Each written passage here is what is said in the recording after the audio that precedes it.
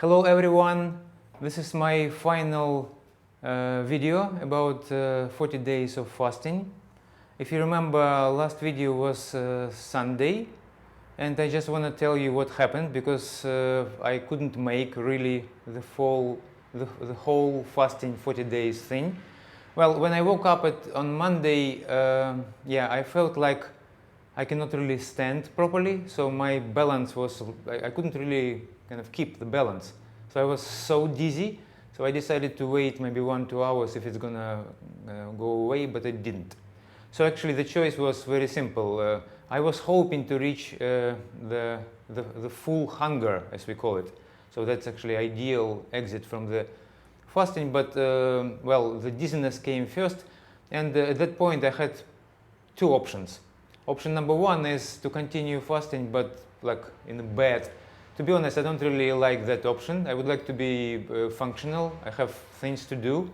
So I decided that, okay, probably not this time. So I'm gonna discontinue and stop fasting because it's not really about certain particular days. So I'm not going for the world record. So that Monday, 36th day of fasting, it was already exit. And as I told you, the exit supposed to be just liquid for a while, and as a result, instead of 5 weeks, which is 35 days and 5 days, 5 weeks, 5 days, I fasted 5 weeks only. And on Monday I exited. Today is Friday, so it's actually already 5th day of my exit. Well, the exit was just remarkable. Normally, I would supposed to be on the juices for maybe 5-6 days, but I was 3 days on the juices. You know, guys, you cannot believe how those guys kind of feels like and tastes like after 5 weeks of not eating. It's just incredible. It's like a nuclear bomb of energy. So last 5 days I was waking up at 3 o'clock in the morning and full of ideas and what to do, and I just an unstoppable amount of energy coming, and the body is rebuilding. As I said, this particular rebuilding process is extremely important. For example, I get in my weight up to 58, which I was probably when I was in a 5th or 6th grade of school. That was my weight. So as a result, the body reached kind of a level of weight which was in a teenage period of time, and now body practically growing back the tissues, and it's very important what you eat at that point. So instead of 5 days of juices, I did 3. I felt like already eating, and right now 5th day, and my digestive system already working in full power, and it producing some kind of incredible baby, like not smelling things. I mean, it's just incredible everything. Well, it's understandable because, as you know, for example, our digestion internal layers repaired every 10-12 days. And if you, for example, don't eat for 35 days, it means that 3 times reparation took place with a new. It's like, and it was not used, so it's in the new conditions. 3-time reparation, full relining happened. So it's like completely new stuff. It's like the car which, you know, had a 3 times repair without running. So it's pretty interesting what right now body is going through.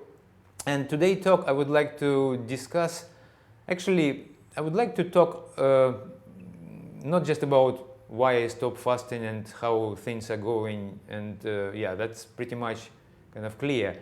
But I would like to talk about almost like a taboo things, because usually we don't talk about diseases or our own stuff.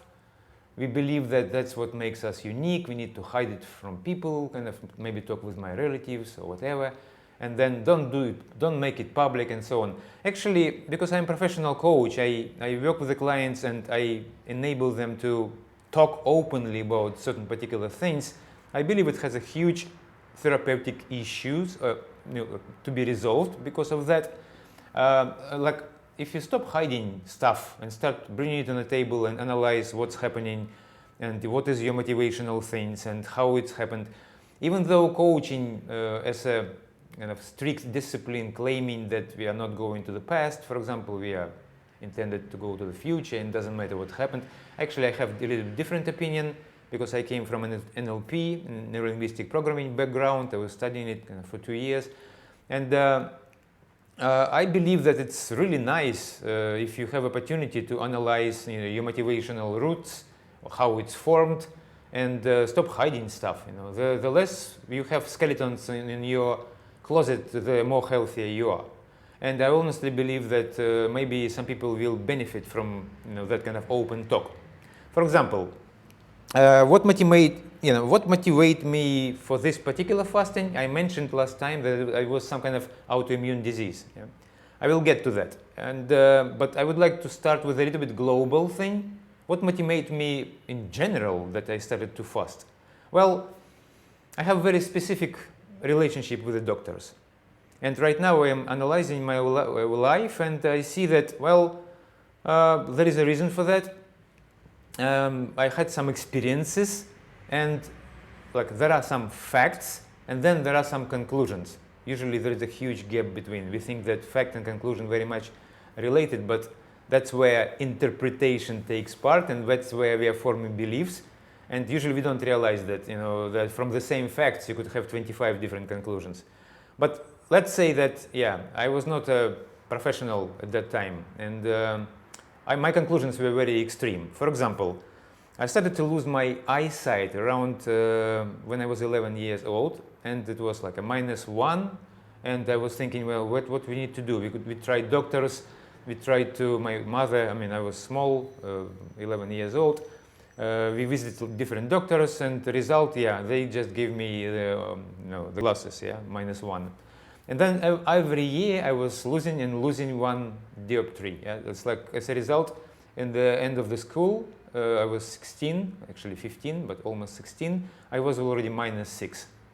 So my sport career, because I was about to be like professional football, at that time we didn't have professional in Soviet Union, but it's kind of almost professional because it was, like a gray zone, professional, our sport people kind of paid by some other means, not officially. We don't have professional at that time, but I was already in a boarding school for football players, so that kind of 3 times per day already training, and I was disqualified because I got myopic suddenly.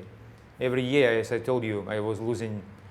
So doctors at that time just couldn't. Every time when I tried to get something and get some help, what I get as a result, some kind of wooden stick to walk. I have almost like a, let's say, pain in my leg, but they give me a stick and they say that's what we do. We doctors, the more pain, the bigger stick they give you, and leg still not treated. I'm losing eyesight, but they just give me glasses with the thicker and thicker lenses. Well, that was my first experience with the doctors. I was like, wow, they really don't know anything, at least in that area. They just cannot help. What are they doing then? Giving you better and better glasses, worse and worse, yeah. As a result, your eyes are not really moving anymore and you have thicker and thicker. And actually that thing continued. -6 is very dangerous. After school you practically already cannot go to university, but I think it was a limit, my -6. I was almost not able even to apply for university, but okay, I sneaked in, and as a result, again, -6 become -15, and I end up in a PhD dissertation already supposed to kind of happen at that time, and I got on a surgery because detached of retina on both eyes. So it's actually, I was losing eyesight completely. Half of my right eye couldn't see, already dark kind of space here, left one as well.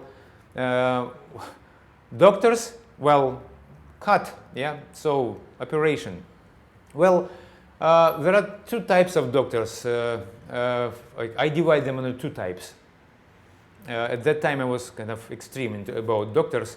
I believe that if you reach the point when you need surgery, yeah, some surgeries are just amazing. I still remember my surgeon who saved my life because that retina detachment It was super dangerous operation, and they never do it on the two eyes simultaneously.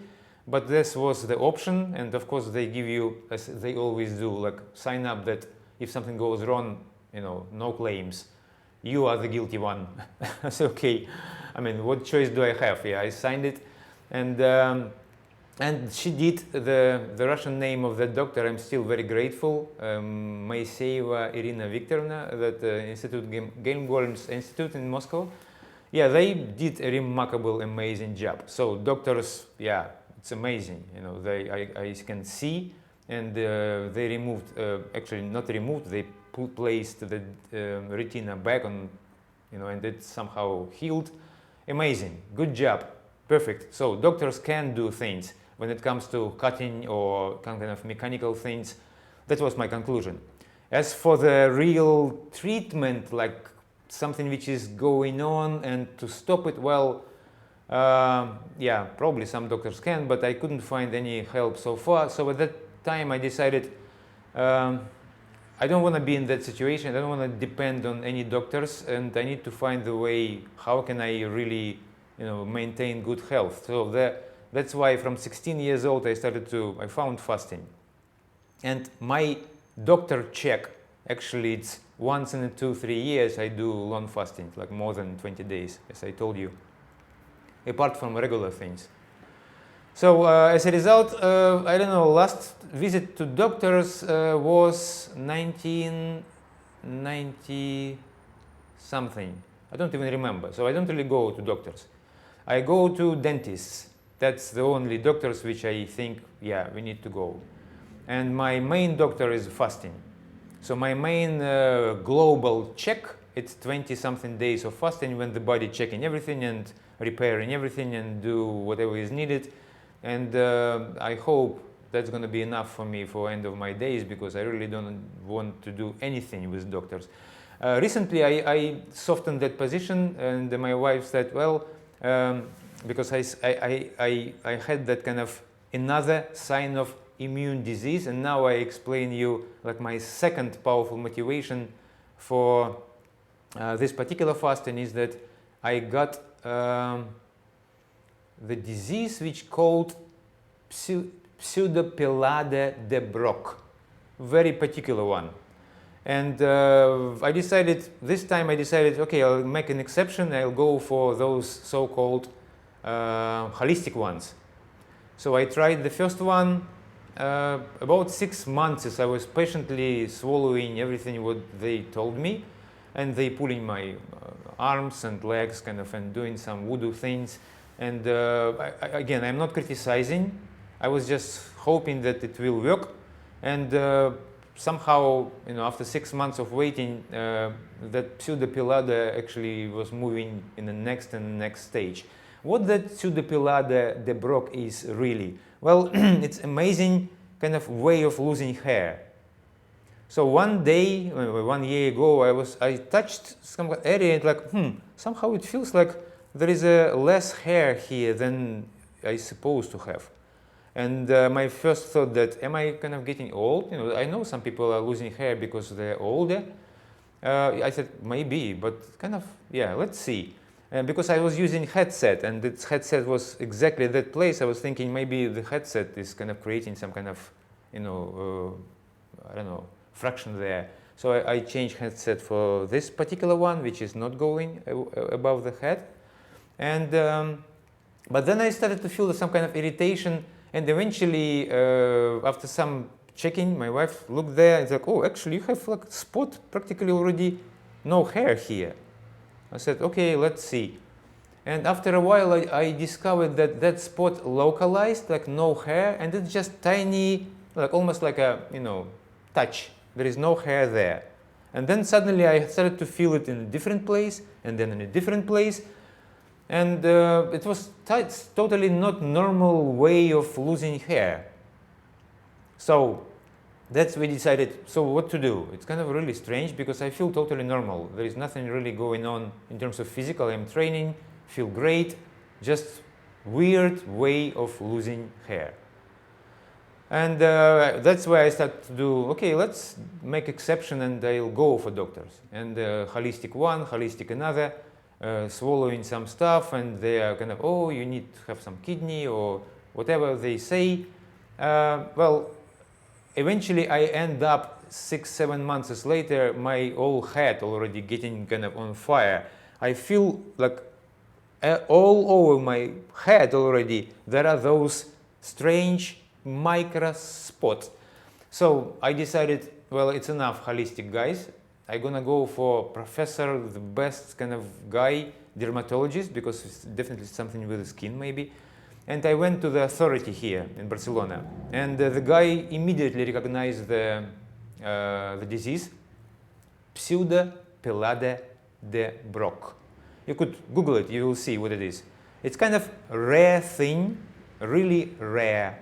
Usually women are losing weight at that particular, it could be even with children. It's actually disease.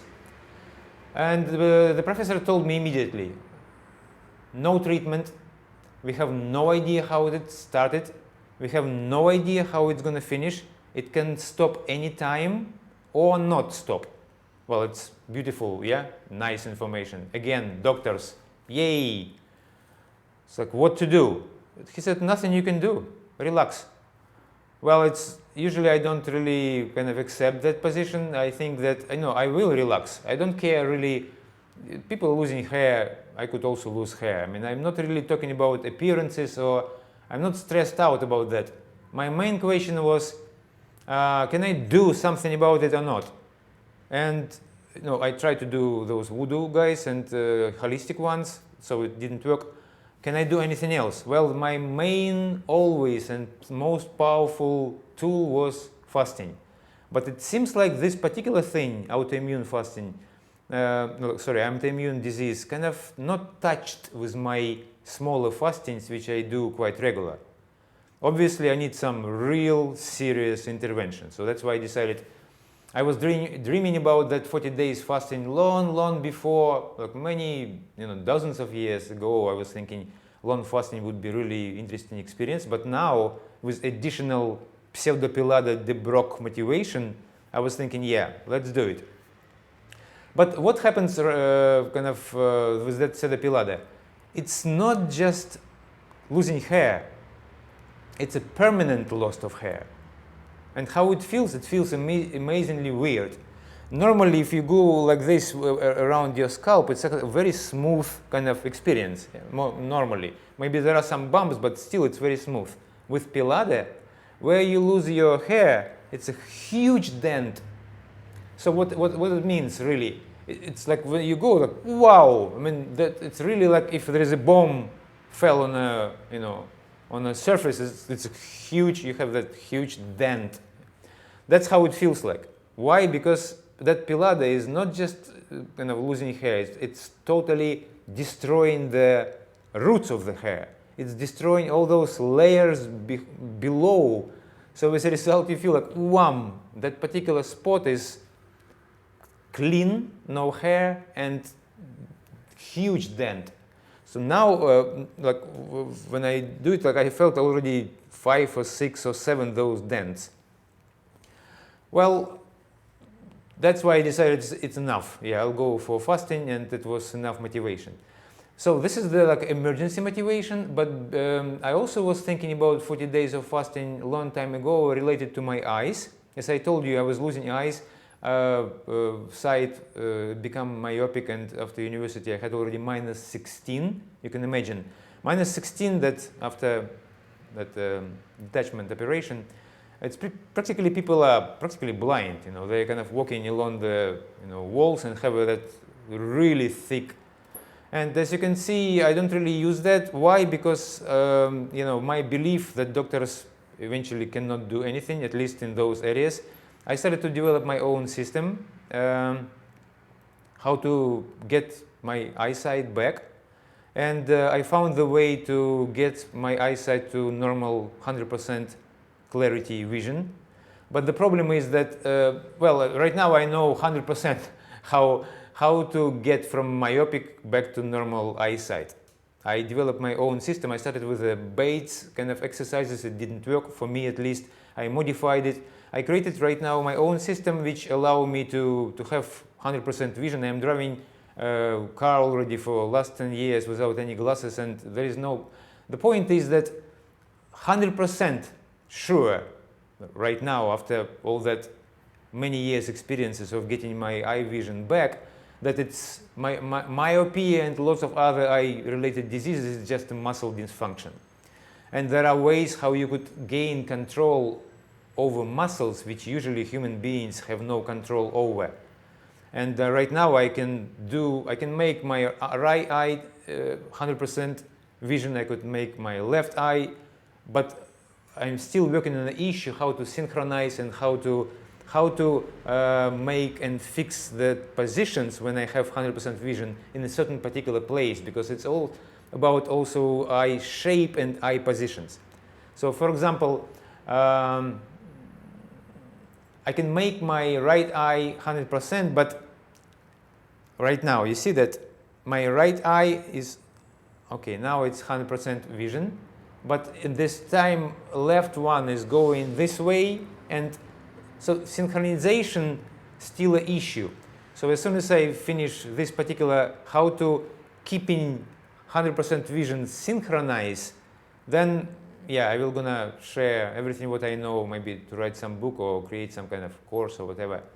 But at least eyesight can be, if I can do it from -16, and obviously people who has -1, 2, 3 probably can do it in a few months' time with certain particular set of exercises.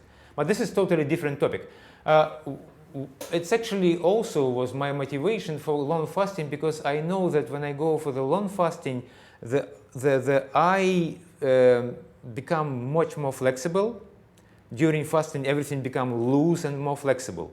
So I was thinking that probably fixation of my particular kind of eye positions could be much easier when I go for the long fasting. And that's actually exactly what happened. I believe right now I am on the final stage of making my eyesight kind of perfect. So from -16 to perfect vision, I think it's kind of quite a journey. But I'm going to share it later. It's totally different area of kind of expertise. I have lots of things there to explain and to share. As for now, two main motivators for me, like a taboo kind of talk, as I promised you. It was the huge journey with the losing eyesight and being practically blind to the 100% vision. And I believe fasting would help me as a last stage of, to fix eyes in certain particular positions. And pseudopelade the Brocq. That's my second hidden motivator. What's happening right now with my Brocq situation, guys?